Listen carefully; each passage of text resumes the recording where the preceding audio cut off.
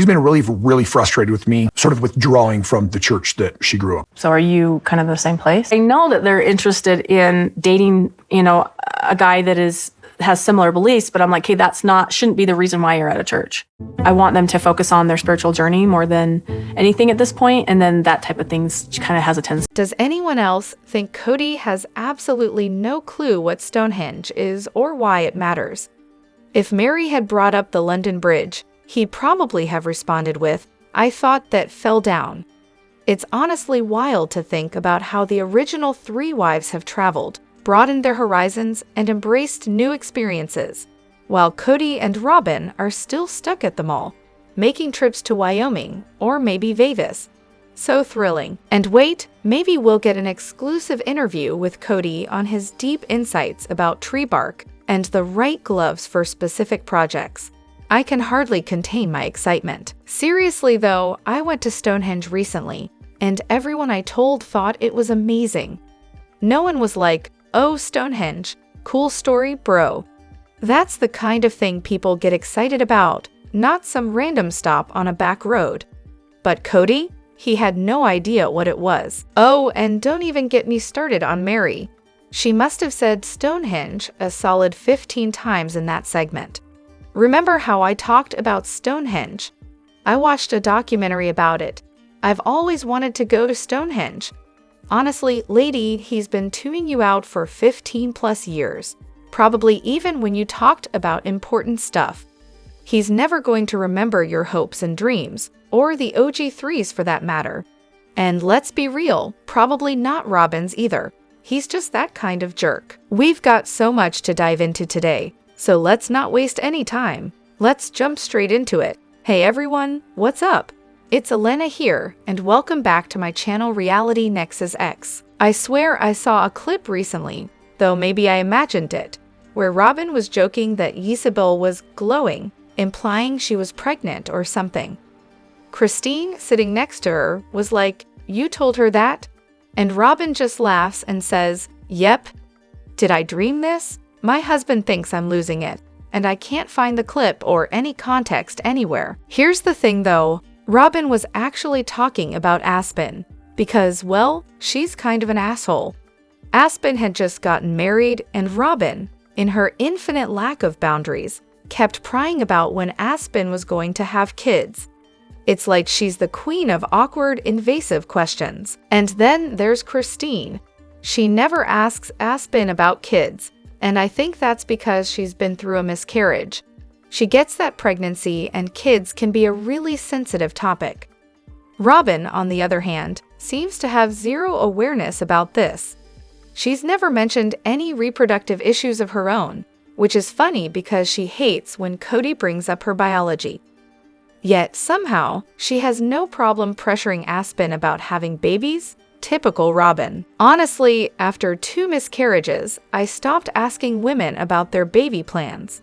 But I don't judge those who do. Sometimes people just don't realize how triggering that question can be. The classic "Does Leon have a close relationship with Janelle and Christine?" question. How original. Well, brace yourself for a deep dive into family dynamics that, frankly, could be summed up in one word: complicated. So here's the deal. Leon has definitely been included in all the family events, aka.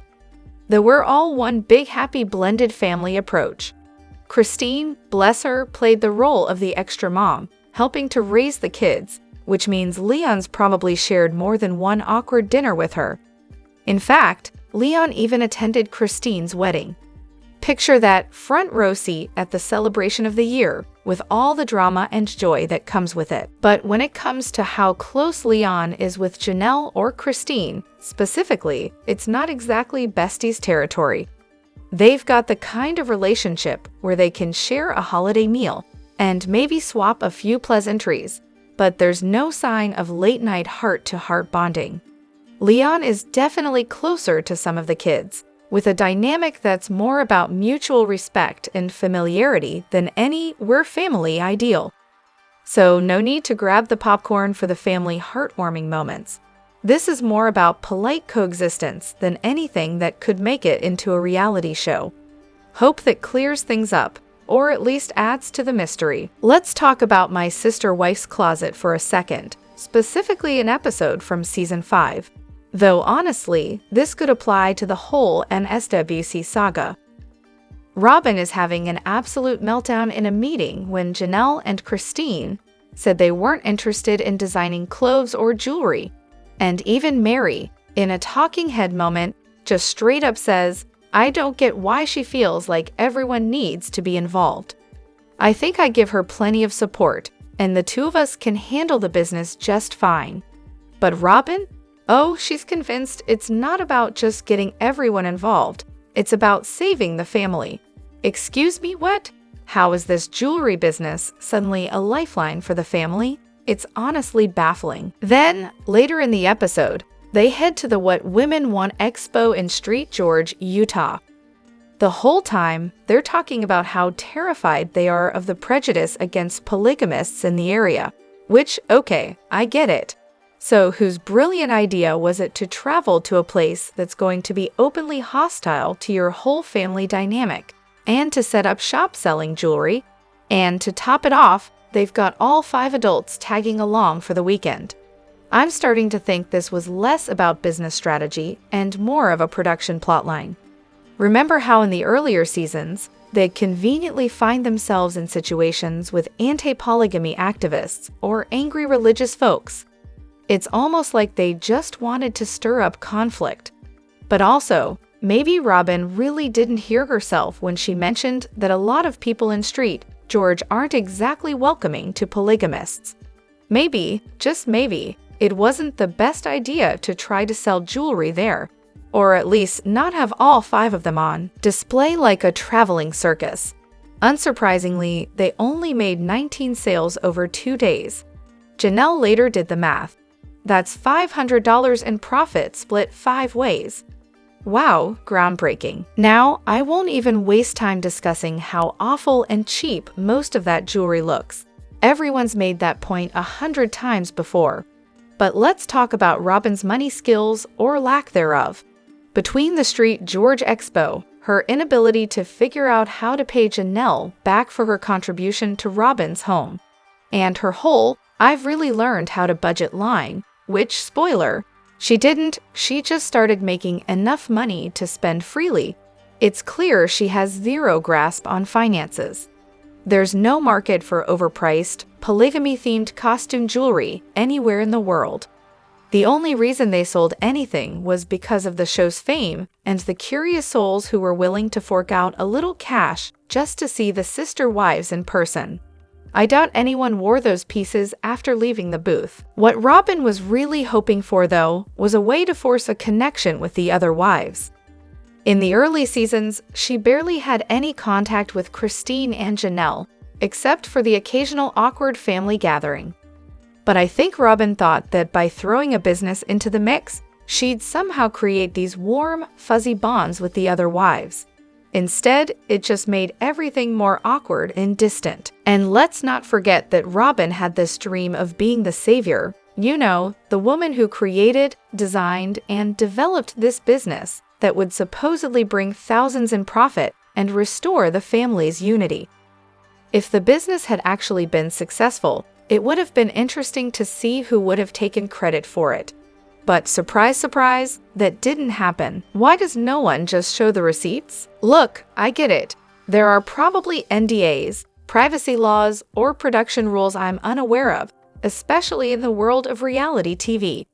But still, I've always wondered why the wives or kids don't just pull out their phones and prove their point.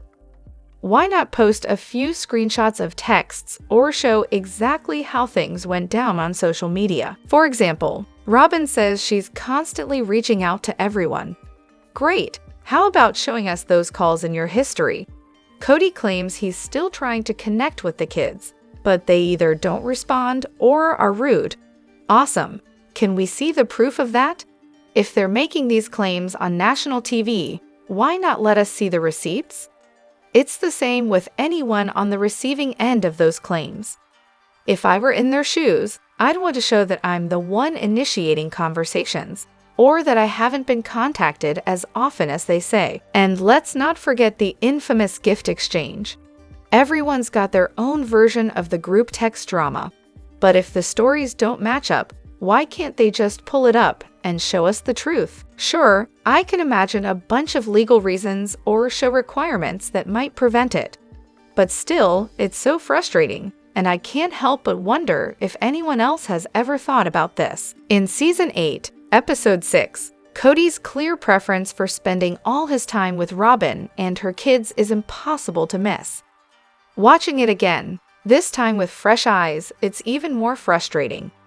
The anthropologists sit down with Robyn and straight up call her out on the fact that Kody's practically living at her place, practically neglecting his other children. Robyn, naturally, gets defensive, pulling out excuse after excuse. It's honestly heartbreaking that she doesn't step up and encourage Kody to spend more time with his other kids. Instead, she enables him to keep his focus squarely on her and her kids. And the thing is, every time Aurora and Brianna are on screen, they're the first ones rushing to get attention from Kody. At one point, during a conversation with the adults, Aurora even climbs into Kody's lap and snuggles up to him like it's the most natural thing in the world. Meanwhile, Kody's own biological kids don't even get the chance to have a moment alone with him. It's like his focus is always on Robyn's kids, constantly interrupting any possible connection with his own. The whole situation just feels off, and it's hard not to feel for the kids who are clearly being overlooked. If Robyn would just admit it, just come out and say it, that she took advantage of her bond with Kody, used it to get more resources, and wasn't really interested in bonding with Christine or Janelle, maybe people would actually respect her more. I mean, honestly, if she just owned it, I think there'd be less backlash. But instead, she's doing this whole, I don't know why any of this is happening routine, which is just getting old. Kody's finally being honest, something we've all wanted since the favoritism became glaringly obvious. So it's about time she drops the act too. Let's be real. Robyn didn't actually want to bond with Meri. She played the part of the concerned sister wife, pretending to care, when in reality, she was just sizing Meri up, looking for weaknesses to exploit. Classic move. And sure, the other wives competed, but they somehow found a way to make the whole parenting thing work. Despite the jealousy, Robyn, not so much. She steamrolled right over the idea of family unity to serve her own needs and ambitions. No shame in her game. It wouldn't even be that hard to respect her if she laid all her cards on the table and said something like, "Look, in our culture, we're all competing for limited resources. It's every wife for herself and her kids. So yeah, I've got to make my house feel like a honeymoon every time Kody's here. I've got to train my kids to practically worship him so he'll pick us over everyone else. He's a customer, not a husband." Every time one of the other wives acts like he's their husband and not their best customer, it just gives me an advantage. Christine's over there complaining to him all the time, so of course he's grateful to leave her and come to me. Honestly, it's easier with her complaining, but the real magic happens when I'm between Christine and Meri. It's the perfect spot. Sure, it's exhausting when he spends more time at my house. Extra work, extra stress, but it also means extra benefits. And let's be real, if the other wives left, I'd be stuck with him 24/7 and have no one to compete with. That would suck. But no, instead, the closest she's come to owning this is shaming the other wives for not treating Kody like the best customer and complaining about them not doing whatever it takes to please him. At a Christmas party yesterday, a friend and I had a lively discussion about Kody's bizarre 2 ringlets in the front of his head. Seriously, how do those little patches of hair still exist while the rest of his scalp has gone on a permanent vacation? It's like the only thing left up top are these 2 stubborn curls, while the back of his head is practically a barren wasteland. One of our friends, who doesn't watch the show, actually asked if they might be hair implants or extensions. Honestly, I can't believe that never crossed my mind. At this point, I'm convinced those 2 ringlets might actually be Kody's antennas, so Robyn can track his every move, because who wouldn't want to keep tabs on that guy? The most plausible theory I've come up with is that he got hair plugs when his bald spot started to creep in, but the hair loss just kept marching on behind those plugs. I mean, who does he think he's fooling here? And how on earth does Robyn look at him with a straight face? Do the adults honestly think a cul-de-sac would just spring up on CP? I'm watching last week's rerun, and it's almost hard to believe they ever thought they could recreate what they had in Vegas. As if all the grown kids, not ours kids, but the OG ones, would be lining up to move back in.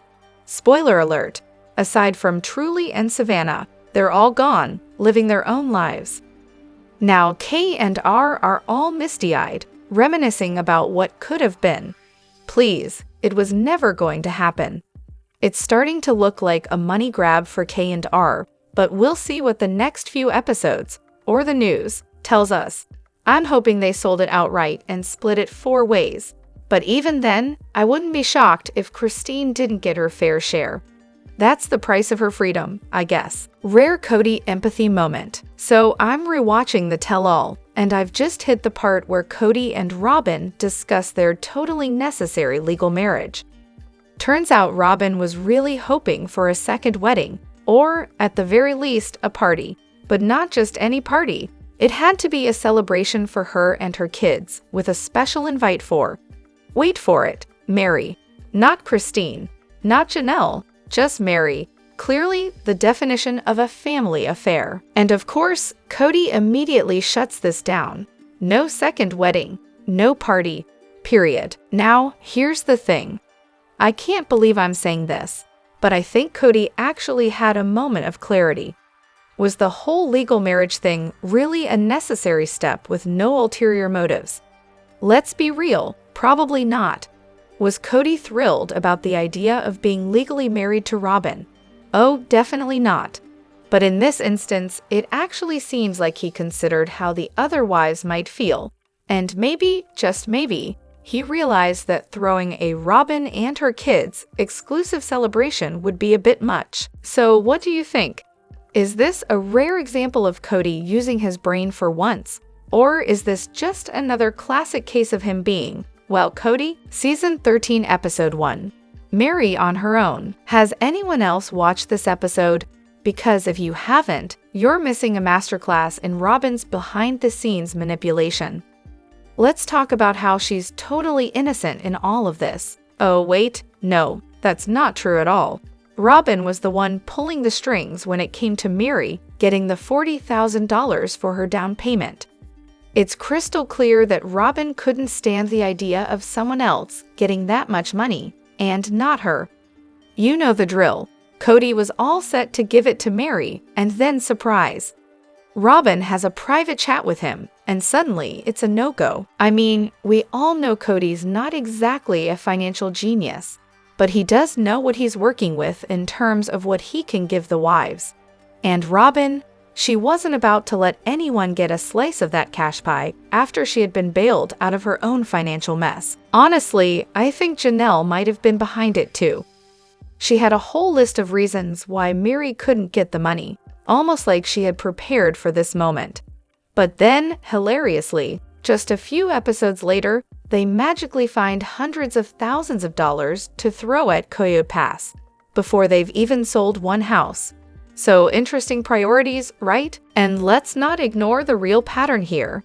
Kody's always agreed to things with one wife, all enthusiastic and excited. And then the next time it comes up, he's 180 degrees different. We all know Robyn is the one who comes in and shoots down the plan behind closed doors. Kody's the kind of guy who's so easily swept up in the excitement that he forgets his own words until Robyn brings him back down to earth. Let me know what you think in the comments. Don't forget to hit that like button and subscribe to my channel. I'll see you in the next video. Take care and much love to you all.